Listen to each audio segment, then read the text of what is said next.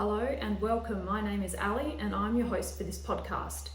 If you want to help me out, then please leave a review on the platform that you use to listen to this, and also make sure you subscribe so you never miss an episode. Today is episode 22 and we are going to talk about things to leave behind in 2023.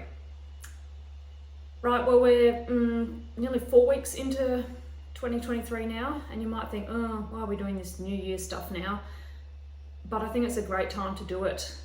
At the start of the year, everyone's all gung-ho about making New Year's resolutions, and you know, by the time the 1st of February comes, it's something like 80 to 85% of people have already stopped or given up on the New Year's resolutions they made at the start of January. So perhaps it's a better time to start a few weeks in and not have that hanging over you. So that's why I'm talking about it today, and I'm going to talk about things to leave behind in 2022, and not bring them into 2023. I've got 6 things to talk about, and you might find that there's 1 or 2 in there that you might like to take on board as well. So let's get into it. Number 1, things to leave behind: negative self-talk. I think everyone does this, and we might not even realize we do it, whether we say things out loud to ourselves, when we're on our own or in the car or whatever, or it's subconsciously we have these voices that we think that tell ourselves things. So one example I like to do with people, and this I can do when I'm coaching with them, depending on what frame of mind they're in, but ask a person to have a piece of paper and to write down everything they don't like about themselves. And I usually give them 4 or 5 minutes to do this. So some people can very easily write 40 to 50 things they don't like about themselves in that time. It can be anything from your appearance to things you do, things you say, the way you do things, anything. Most people find that challenge quite easy. Then when they've done that, I ask them to write down things they like about themselves or love about themselves, and I give them the same time frame. Most people find this a lot harder, and their list isn't as long.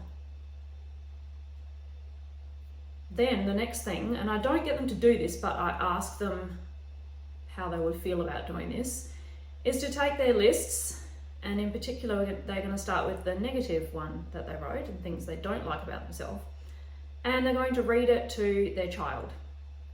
If they don't have children, then it's going to be to a close friend or perhaps a sibling, someone who's close to them, and read out that list. And most of them are shocked and they say, I'd never read that list to someone else. So the thing is, if you wouldn't read that list to someone else and tell someone else about all the things you don't like about yourself, why would you say it to yourself? Why would you think that to yourself? That can be a good point to think about. So things to leave behind in 2022 is negative self-talk. Becoming aware if and when I might do that, you might want to do it too, and then taking action to change the conversation.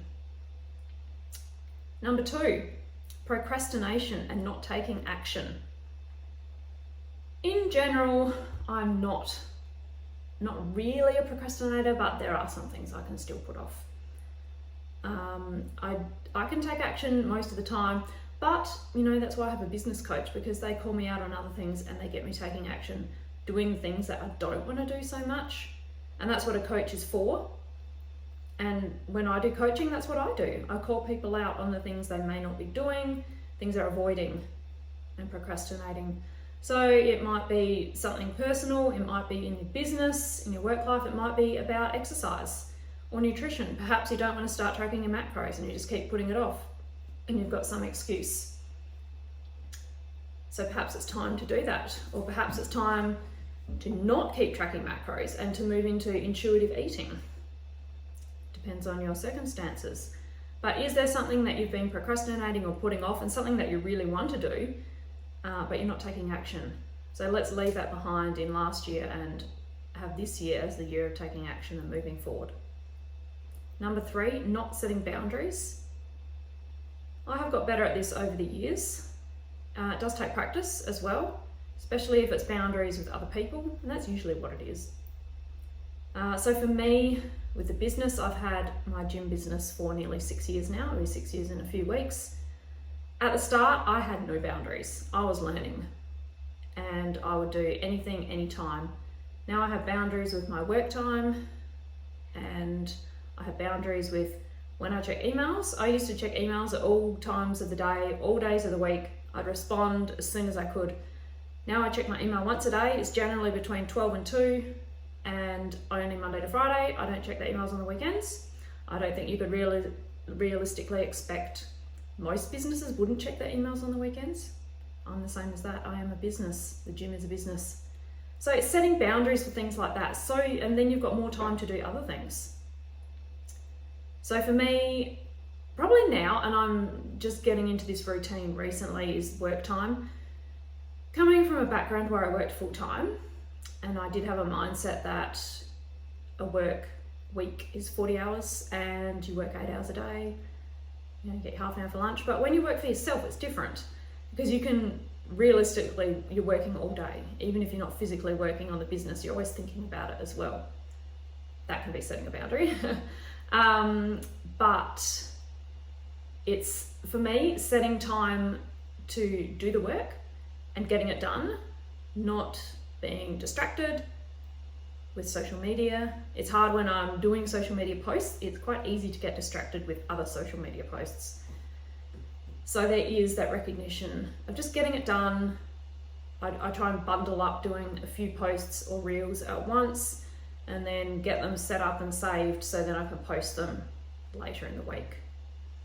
And that's much easier for me to do during the school term. It's a little bit harder during holidays when I have the kids around, but I get around it. So not setting boundaries. So for me, this year, I've probably just got to keep the boundaries that I've got about when I'm working. So I try not to work at night now on the business. Sometimes I will do a few things, but in general, I've got that managed much better.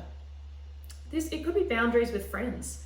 So perhaps, your friends want to catch up all the time, or always going to the pub, and you want to set a boundary and say, no, I don't want to go to the pub, I'd rather go for a walk.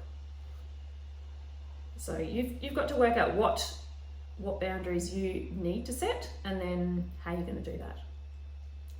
Number 4, saying no and not giving a reason. I think as mums, and as females and as mums, we often say yes easily. And we've all been in that situation where you agree to something and then not 30 seconds later you regret it. You're like, why did I say yes to that? And the other thing is, if you say no, you don't have to give a reason. It's not like you have to justify why you're saying no, just say no. You'll often hear men just say, no, I don't want to do that. They don't give a reason and we don't question it. But sometimes as a female, we think we have to justify it and give an explanation. Just say no. No reason needed. Number 5, trying to do it all on my own. I've got better at this too. When I started the business, I did everything myself. And I've gradually learned to outsource it because it's going to save me time. And you do need the income first to be able to do that, to be able to pay people to do it. But as you grow, you can do that. And usually then you'll grow more because you've got someone better doing it. And I remember one coach said to me, the people you hire, you want them to be actually more skilled than you are in that area. Some businesses don't like hiring people that are smarter than them. But really, that's going to benefit you and it's going to benefit the business. So I don't have a problem with that. All my trainers at the gym have more qualifications than me, which works really well. And I wouldn't have it any other way.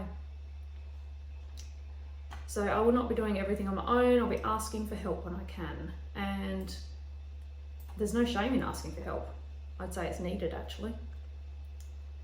The last one I've got down here is giving my kids a lot of my time, but not all of my time. This is probably not so bad now they're at school. It's harder when you're a mum at home and you're looking after the kids. But a lot of mums, and I do see this a lot, give their kids every single bit of them and their time, and they're just worn out and exhausted. And I had one mum tell me she was starting to resent her kids because she had no time for herself. Don't get into that situation, don't go that far.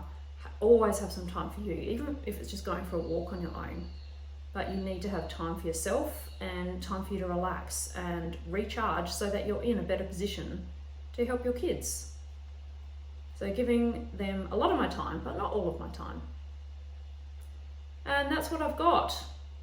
6 things to leave behind in 22 and move forward in 23 with a different path of action. So thank you for listening. If you would be so kind as to leave a review, it would mean the world to me. I'm a one-lady business and I grow by your reviews and shares. So thank you if you do this. Until next time, move your body and stay healthy.